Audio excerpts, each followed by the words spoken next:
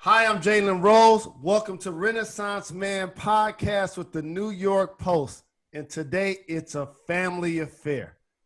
Big Woo! Sean has the number one album in the country.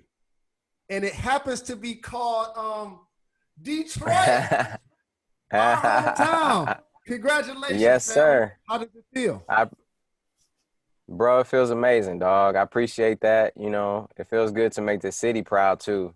And it's just I feel like whether it went number one or not, I feel like the impact really, really solidified it as a number one album to myself. So a lot of people feeling like, that they needed this one. So that's what's important for me. So, as you know, being a fan of your career, being family, whether I hit you up to come be at a JRLA graduation, whether it's take picture with my daughter at the Right. Kids Choice Awards, you've Uh-huh. always been stand up. Of And course. to see you have this success makes me so very proud because I remember the finally famous days to now you're actually living the Don life. And when we make it out of the hood, we represent to the fullest. Got So to. this is going to be one of your only international interviews where you get a chance to talk to somebody from your hometown. I So know. we're about to go deep into Detroit. Please Yes. tell them about what it was like for you growing up, early childhood in Detroit, in your family dynamics and the neighborhood that you grew up in. Well, I grew up on North Line between 6 Mile and Curtis. And it was a very, very it was all I knew. So to me it wasn't bad, or anything, but there was a lot of activities going on. It was a lot of things I saw that I realized wasn't normal later on, but it made me who I am and it taught me a lot. And it was beautiful. I see the beauty in it. Even when I go back all the time, I see the beauty in it. At Lou's Deli right there on 6 Mile and Roseline, I see the beauty in it. And it gave me the foundation, and it's unbreakable. That's why I always have to support it. That's why I always have to rep it and talk about it, because it gave me the foundation I needed to go far. So I appreciate it every moment of it. Absolutely. I'm glad you mentioned Lou's right there on 6 Mile and Roseline. By the Uh-huh. way, I grew up on Green Line, right around the block from there when I was young. Oh We used yeah. to walk up there and get sandwiches. It used to be like Subway, where you could just continue to order, and get to the end and stack it up. Yeah, that corned beef. Exactly. It's amazing, bro. And I grew up right by Mumford and Bagley, and I ended up going to Cass, but it was just so impactful, bro. It was never it got hard at sometimes, but it never got, every time it was impossible, every time things didn't seem to go in our favor, we always found a way to survive. And that's just, I feel like, the mentality of the city. It's like we always gonna find a way to not only survive, but figure out a way to boss up too, you know? No question. We went from being a city that had 2 million as our population to around 600,000. So we've seen all type of epidemics and pandemics. Ups and Give people a downs. snapshot about Detroit as the auto industry started to phase itself out and the crack started to be prevalent in our community. I mean, it was, for me, as long as I can remember, it's always been people leaving the city of Detroit. After the automotive industry was the most popular and a renaissance of the whole country. The first mall ever built in America was in Detroit, was Northland, and the first paved street, was Woodward in the whole country. So Detroit has always been authentic and innovative and ahead. We've been at the top, and then when things started to shift, when the automotive industry and all the jobs started to leave, and when crack started to come and violence started to rise and people started to move out, it became dangerous to a lot of people. It became, unbearable to a lot of people. It became high risk to even go out. You know, I couldn't even go outside further than my mom could yell, and I would be back in 2 or 3 minutes. I couldn't go further than that. You know, it was before kids had cell phones and everything. Like, I could only go a few houses down either way, you know. And both of my neighbors were into crazy activities. Obviously, I'm never snitching, but I'm just saying it was like it got dangerous sometimes right around us, ducking on the floors, you know, and everything. But through all of that, I met some of the realest, most authentic people ever. You know what I mean? And people who, you know, changed the world, you know, not just the city, changed the world. And it was crazy. I mean, what about you? What's your perspective on it? Because I feel like we have that underdog mentality. We've had to sit back and watch the East Coast in New York eat off of entertainment and music, and that's the birthplace of hip hop, and we forever grateful. And Yeah, then of course. LA had entertainment and movies on lock. And for us, it was the auto industry and our music, Motown, Whew. the heartbeat of what we did. And it became the soundtrack of our lives because all of the things Yes, you just described is like we were walking down the streets and we were avoiding landmines and we didn't even know it. exactly. It's dangerous. How did you survive? One of the things that was playing in our head was music, the soundtrack, Marvin Gaye, what's going on? All of these songs that became soundtracks to our lifestyle. How did you survive? And first of all, Motown gave black people an identity in music. We didn't have it. We didn't have an identity before that. You know, it wasn't just a genre. When it was an identity.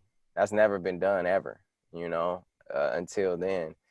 And how I survived, bro, I stay myself. Even though I was around certain things, family members who sold drugs and you know would do dumb things, I learned from their mistakes, first of all. And second of all, I had to just stay myself. I just knew that even though I grew up where I grew up and from the hood and everything, like I feel like I just was like on a different path. You know, I feel like I had to do a bigger cause and then bring it back to the city and do it for the city.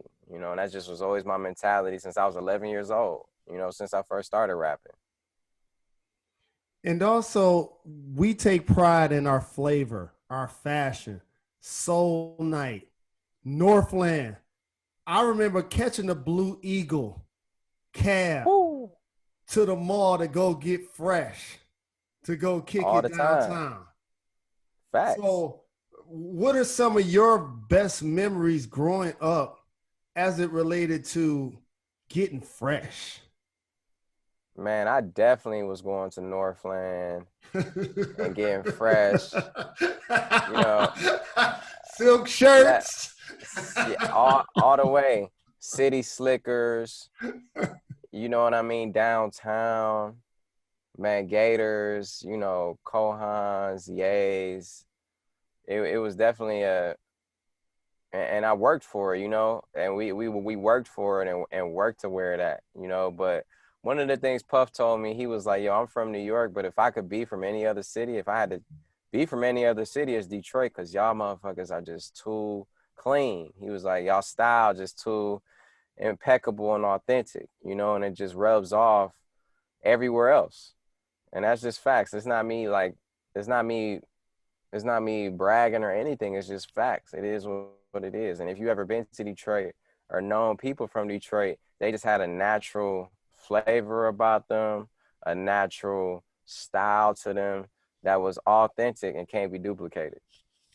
What about some of the monuments that people may or may not know that have visited for a short time? And I'm probably dating myself if I name a couple of these, but I'm pretty sure you know about them if you didn't get a chance to participate. What's the first thing that comes to mind when I say Boblo Island? Whoo, Bablo Island. See, I didn't even get to participate, but I know that. So you got to tell me. I wish Bablo Island. I think like when I was a shorty, like a little kid, it got canceled out. But tell me about Bablo Island, because that's one of the things I know that was for real major in the city. Correct. And this podcast is called Renaissance Man because we always put on for the city any chance we get. And Of course. we used to go downtown and right off the water, you could take a ferry to Ohio for like 30 minutes. And it was 3 levels, DJs, music, in the city. Pablo Island? Yes, we would take the boat from downtown Detroit, like 30 minutes. This big ferry with the whole 313 on it. Damn. It was like heaven. Okay, Damn. it was the exact opposite of slavery. Okay, it was us. It was the Ernie Barnes Good Time picture. Wow. So on a ferry, it was 3 levels and like DJs and stuff like that? Correct. Ferries, Damn. food, all of that. And then you go to the island.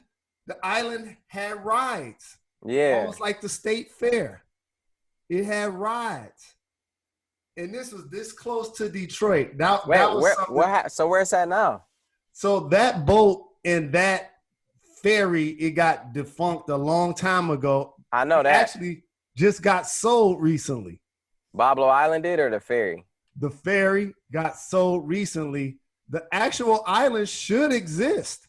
You may have to go buy it. I'm trying to tell you, it was that deal. Ask your fam, ask your friends that are a little bit older about Pablo. No, I know. Everybody was telling me about it, it sounded crazy. Nobody really described the ferry ride like that to me, though. That sound wow. It was crazy. It was crazy. How about this monument in Detroit for you? Belle Isle. Oh, come on. Belle Isle was that classic. First of all, for people who don't know, Belle Isle is an island, downtown Detroit. It's 5 miles around the island. And they had a zoo on there. They had like a little ghetto beach on there, an aquarium. But just the vibes they had, they had a casino building there. And it was just like, it was a place that, first of all, senior skip day was a big deal for high school. Everyone in high school, they would have senior skip day. So all the high schools would come there for like a couple days, a few days a week during that week. But families would go there. I mean, it was beautiful, man. It was right on the edge, on the border of Canada. So you would see Canada right across the river. And back in the day, they said a lot of slaves who were leaving the country would swim across that river. And some of them would die because they would get pulled down by the currents. But a lot of them would be swimming to Canada, and a lot of them made it, a lot of the strong ones. So it's a lot of history there, and you could feel it. It's an island of love, you know what I mean? And it's beautiful. What about the Renaissance Center? Whew. And by the way, I actually am thinking like, man, how can we throw a festival on Belle Isle or something? Mandatory. It's mandatory. It's mandatory. And the Renaissance Center, the Renaissance Center is so crazy. First of all, it's the tallest building in Detroit, I believe. It's the center of downtown. It is the top of the skyline of Detroit. It is like, that's what you see when you think about Detroit. Just like how the Empire State Building paints the picture of New York, the Renaissance Center paints the picture of Detroit. And in there they have, it's GM. So you got the GM cars, right? You got all of that Detroit vibe in there. At one point, they had a movie theater in there that was kind of low key. People didn't know that was a place you could take your little baby that you weren't trying to be seen with all the time. You could take her to the movie theater there and not really be bothered. You know what I mean? And it was beautiful, and it was the only movie theater functioning in downtown Detroit. That was the only theater we had in the city. All the other theaters were out in the suburbs. It was a beautiful thing, bro. The Renaissance Center is a beautiful thing, And another thing, so we take pride in being the Motor City, and another term we take pride in is our Motown sound, led by Berry Gordy. And you mentioned something earlier that I want you to talk about as well, because this is a musical, and you talked about dance, but also the scene also started in Detroit. For those that don't know, that was our local version of Don Cornelius's Soul Train. Oh yeah, for Nat sure. Morris, R.J. Watkins, Yeah, Don't for Say sure. Damn, Say Whoa, Yeah, come Sugar, on, Sugar, man. Salt, and Salt. They didn't get out Woo. today. It's not our fault. Nah, that's You're a facts. part of that musical legacy, Big I, Sean. yeah, How I does had that to. make you feel? I mean, I had to just pay homage and respect to not just the musical legacy of our city, but also sampling things like that, bringing them elements to my work too, because of the impact it had on me. And we can't let things get lost. We can't let things be forgotten about. We have to pay homage and respect.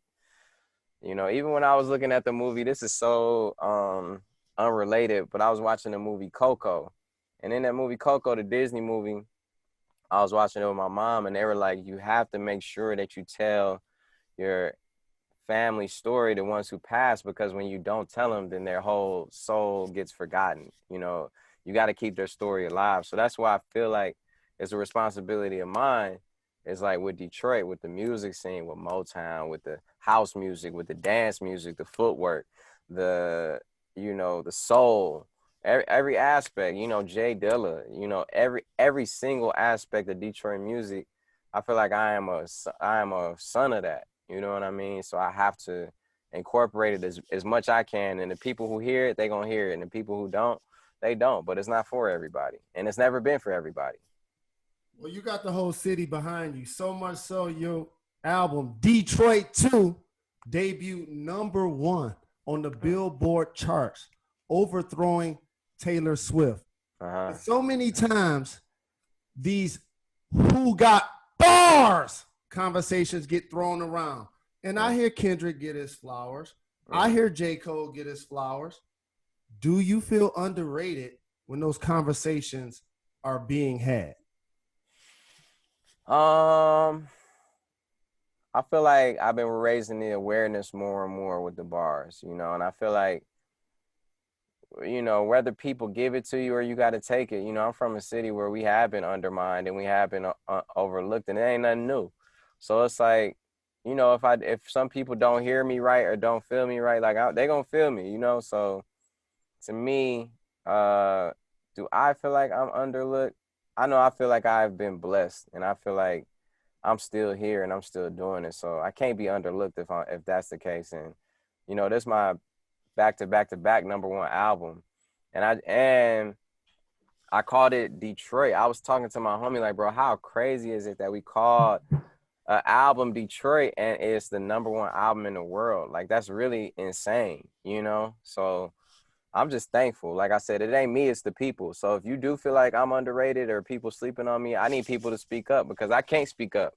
You know what I'm saying? It don't even make sense for me to speak up like that. That ain't even where my head is at. So for the people who are there, for the people who do have an opinion, like speak up for me if you feel like that. I need you to. I need you to step up and show up for me.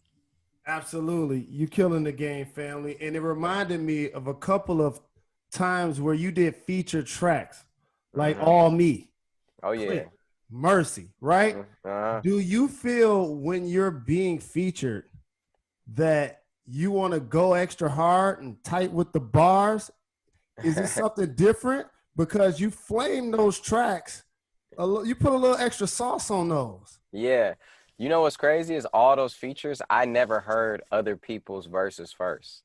So I never heard like on Mercy, I didn't hear those verses. I just did my thing and then everybody heard my verse and they did their verse after.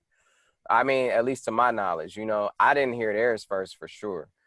That could not be the story. Maybe they didn't hear my verse either, whatever. But I know for Click, like That's dope. for Click, I did my verse first, and then Ye and Jay heard it after, they did theirs after. I mean, I know for All Me, I just did my verse without hearing the song at all, and then Drake and Drake put his song together. It was his song. So for a lot of these features, I usually do my song first. I can't even remember a time where I don't know if people do this on purpose, but when they send me a song, even on Holy Key with Khaled and K Dot, like even that, like I am always the one to do my song first, and I don't know if it's because of any other. I don't know why. That's just how it goes, you know. But yeah, I gotta represent, bro. I got to. You the leader in the 400 relay. Hey, I That's appreciate what that. that is. Yes, sir. How about this? And going deeper into the album, Lucky Me on Detroit 2. Go cop it. If you haven't copped it, what's wrong with you? But you can go do it right now. Uh-huh. You got really personal on that song. Yes, sir. Why why was it important to you to express yourself that way on your record? Cause it was on my heart, bro. You know, it was important for me to go and express just where I really was because I feel like I had nothing else to give but my true 100% raw self. Like I couldn't fluff it up in any way. I couldn't rap about fucking nobody else girl. I couldn't rap about no bricks on there, bro. I couldn't rap about drip or nothing. I just had to rap about what was on me and what was on my heart, you know? So you know, one of the things is like, yeah, I had a heart disease when I was 19 years old, and my mom, you know, we went the holistic route, you know, as opposed to the Western medicine way, and fixed my heart completely. You know, they told me I had to put a pacemaker in my heart, bro, and Wow. they told me I had to cut my heart open to fix it, and that just wasn't the case. You know, I went to Dr. Brownstein, who's still my holistic doctor in Michigan, and he gave me magnesium and a couple other things, and I'm telling you, it worked wonders to the point where the doctor couldn't believe that my heart had somehow gotten so much better in such a short amount of time. And it's because of the attention to detail that holistic medicine shows to you. They really pay attention to you specifically, you know. And I had to touch on that, man. And that's something that the late great Nipsey Hussle was about too. You know what I mean? And you know, don't be fooled by out here by what people tell you. Like, if there is a way that you got a disease or an ailment or anything, there is a way to reverse it. It's just natural law. I'm glad you brought up the late great Nipsey Hussle, and you guys have a classic track on Detroit 2 called Deep Reverence, where you Absolutely. spit bars. And the legend pays homage to Detroit in an interview that I never heard. I'm so very happy you put that on the album. Had Can to. you take us behind the curtain on you and his relationship? I mean, me and Nip, we met about 12 years ago at Howard Homecoming. And I met him because I was in a liquor store. I knew who he was, and he knew who I was at the time after when we met each other. And somebody was talking to him crazy, bro. And the first interaction I had with Nipsey Hussle was that, you know, I think this guy might have been like a bum or something too, like homeless and just like may have been off the shits at the time. And he was talking to Nipsey and said, "What you bang, blood?" And Nipsey hit him up against the wall and was like, "Man, 60s, cuz," like, you know, and that was my first time I met him. So that just showed how territorial and how much pride he had. He wasn't about to let nobody disrespect him like that. Mm. Met him, we was cool, you know, it was like, oh, you know, bro, we gotta connect. 2 years later, we was on the double XL freshman cover together. And it was great to see my brother there, you know. And we ended up going to the studio that night too. Me, Nipsey, Wiz, and I met French Montana in the studio that night too. We all went to the studio and recorded a song. So anyway, we had a tight relationship from the get-go, kind of at the beginning of both our careers, somewhat at the beginning. And throughout the years, we would see each other, always hit each other up, text each other. My producer signed to me named Amir. He did the intro on Victory Lap. So, you know, I also had to approve a lot of business and things in that nature too, you know, with Nip. And I just remember that we were sending tracks back and forth, and then none of the tracks ended up getting finished all the way. And when I was working with Hit Boy, he was also working with Nip. And he was like, "Yo, I got this song. Y'all should do this shit together." Cause he was like, "I know y'all been talking about getting another song done together." I couldn't get it together because I was just going through some personal things in my head at the time. I wasn't inspired like I knew I needed to be. And unfortunately, by the time I did get inspired, Nipsey had passed, you know, to make a long story short. And it was a tragic passing. And I remember the day before he passed, he commented on a picture of me and my mom. You know, I took my mom to Hamilton that day in Detroit, and he always admired the relationship I had with my family. He would always hit me up. He hit me up another time about a song I did about my mom too. And I remember he got shot, and it hit me so hard because I just knew he was on his way to being even greater, you know. And then I found out he died, and it hit me very hard. And I remember I was on the phone with Janae, and it was just, the whole world was just so hurt and in pain. And I got back to LA, and time had passed a little bit, and somehow I got in, when I heard when Hit pulled the track back up later on, I got so inspired and finished it like on the spot. And I didn't know, I was like, man, this might be too sensitive. I might have to not let this one go. But Dom Kennedy, who was in there, and he was like, bro, you know, and he like this with Nip. He like, bro, you gotta do it in honor of bro. Like, you have to. Like, y'all, you know, he would have wanted this, you know, and his family was so supportive, and his brother, and like the All Money In family, like everyone was like, nah, this is it. So we let it fly. And when he was talking, we found a clip of him talking about Detroit. Like, no, I'm gonna tap in with all of Detroit. And everyone especially was like, bro, this is him tapping in with Detroit, bro. You got to do it. So it just was a natural thing, man. And I'm just so grateful and so blessed that it happened. Another collaboration you did that was so very well received, and I'm pretty sure, and I hope we see more collaborations with your better half, Janae.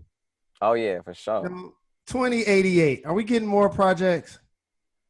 I would like to think so. I mean, we are definitely, it's all about the vibe we catch, right? I mean, we always catch that vibe. The chemistry is undeniable. So I don't see why not. It's not done yet though, so I can't say yeah until it's actually done. But I mean, I wouldn't just tease the fans with like one song on my album and that'd be it. But for sure, Body Language, with me, her, and Ty, with me, Janae, and Ty, it was a flip of a Detroit song, Soulful Moaning, you know what I mean? And it was a song that was one of the local R&B songs that was popping in the city. And, you know, they played it like in a quiet storm or like, you know, high school dances type vibes. And it had such an impact on me, I had to flip it, you know, and I had that beat for so long, bro. I wrote like 6 different songs to it. I'm like mental when it comes to that, bro. I be writing so many versions of songs, rewriting stuff sometimes.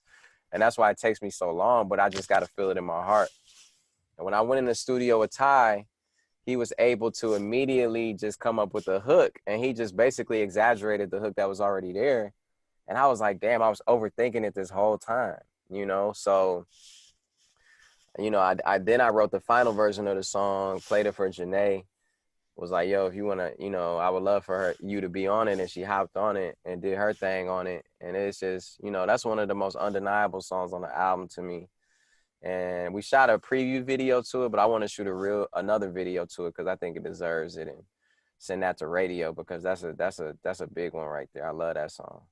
I just love the way your face lit up talking about your better half. And then you use terms like the song Body Language and chemistry and tease. So I woke up one morning, I looked down at my phone, and my little brother Big Sean was trending. I clicked just to make sure he all right. And he was actually trending for the right reasons.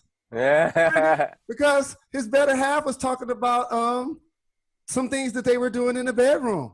Yeah. So now, I mean, how has that affected your relationship with your public on social media? I mean, and in public. One of the things that you gotta keep separated is like how people perceive you and what it really is between you and the person you sharing those emotions with, you know. I'm just saying for anyone, and that applies to myself. It's like people don't understand sometimes how hurtful they can be, or how, you know, it could go both ways, right? They could show you love, it could be all fun and happiness, or they could pick you apart. And a way different example is Chadwick, which RIP my brother Chadwick. You know, I knew Chadwick very well, and we hung out a few times. You know, he done been in my house and we done kicked it. And I remember when I remember when he was struggling, you know, to get a role. And I remember when he booked 42. And I didn't see him so much after that because he was so booked and busy. And now, to my knowledge, he probably was going through having cancer as well. You know, so what a real hero on and off camera. But I remember people just being like, oh, he looks skinny here. Oh, he da-da-da, right? And it's like, you never know what somebody's going through, you know? So when people say, oh, like, why, you know, Sean and Janae ain't did this or blah, blah, blah, where's this at? Where's that at? It's like, you never know what somebody's going through. So, like, I appreciate it if people just always treat whoever they talk about like that, like they going through something, because they could be, you know? So when you trending and when people are talking about you, it can affect you. You know what I'm saying? Just keep that in mind. I want people and fans to keep that in mind. Like, we real people, you know. Don't hold us to standards that you don't hold yourself to, because, you know, we human and we make mistakes. We do a lot of things right and wrong, you know, and we're learning, and that's why we're here on this earth. You feel me? Well, I appreciate your ability to be open, your bars, all of the success that you've garnered as an artist and will continue to garner as one of the top MCs in the game, songwriters, performers. Yeah. Before I let you get out of here, please give me 60 seconds of your time for some rapid fire questions. Try to answer as many as you can. Here we go. I'm starting the clock in 3, 2, 1. Gone in 60 seconds with Big Sean. Name one artist you haven't worked with that needs a Big Sean feature. One artist I haven't worked with that needs a Big Sean feature, Stevie Wonder. Who would you want to battle in the verses? Who would I want to battle in the verses? I think I got to give it a little more time. See, the best verses to me is with the people like when Snoop, DMX, Brandy, Monica, you feel me? Like, it's the people who really got a strong 20-year catalog. I feel like I'm at the like halfway mark. So I got to better answer that question when I get a little bit more deep in the game. You feel me? Someone lands in Detroit. What do you tell them to go eat? I tell them to go to Sweetwater. I tell them to go to, you know, it depends. Like, what do you want? Donuts? You got to hit up Dutch Girls. You got to hit up Dilla Donuts. You got to hit up, you know, late night. If you on a late night grind, you got to hit up a Coney. You got to hit up the Coney that's specific to the hood you in too. You know, they all are unique to your territories.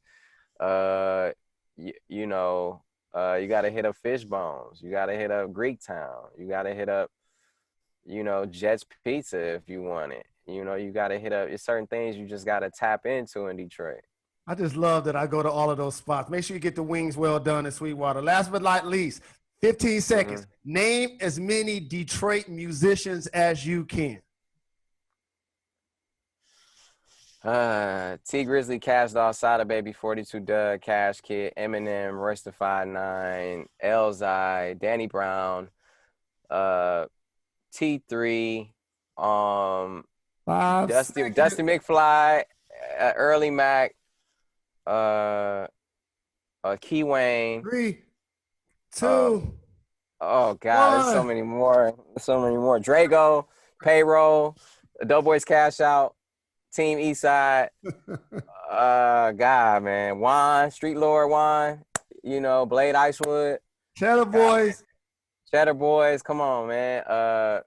Goddamn K Deezy.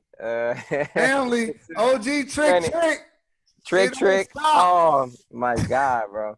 That's crazy when you put on the spot. It's like so much and so many. You know what I mean? Well, Eminem. I said Eminem, right? I think. Marshall.